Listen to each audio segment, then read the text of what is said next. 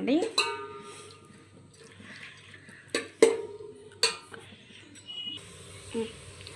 Water పోసేస్తున్నా అండి. నేను ఎన్ని బియ్యం తీసుకున్నానో అన్ని వాటర్ పోసేస్తున్నా.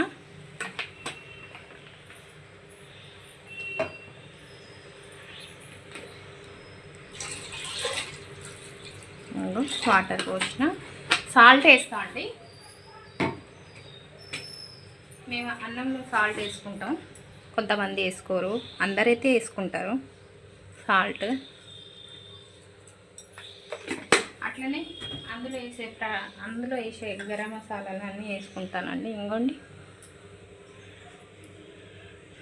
లవంగాలు, ఇవి ఫ్లవర్, దాల్చిన చెక్క, రోజ్బెర్రీ ఆకులు, ఇది ఒక ఏమంటారో సాజీరా,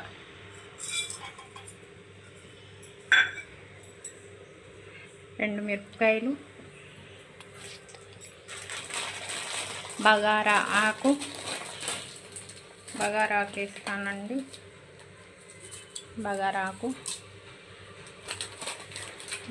అట్లనే ధనియాల పొడి కొద్దిగా వేస్తానండి. ధనియాల పొడి, కొత్తిమీర వేస్తానండి.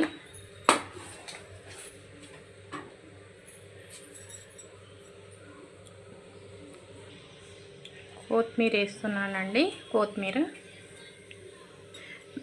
మా పిల్లలు కొద్దిగా ఫ్రైస్ అంటే గరం మసాలాలు తక్కువనే తింటారండి, అందుకోసం గరం మసాలాలన్నీ తక్కువ వేసిన. ఇవి కొద్దిగా ఏమంటారు ఎసరు వచ్చినాక బియ్యం వేస్తానండి. నీళ్ళు మసులుతున్నాయండి, బియ్యం వేస్తున్నా.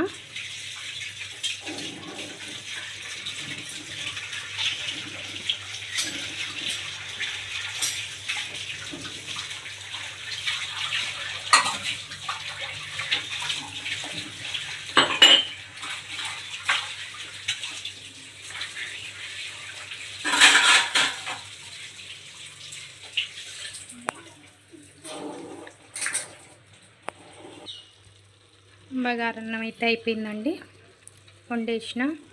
ఇంకో అలా వచ్చేసింది బగారన్నం.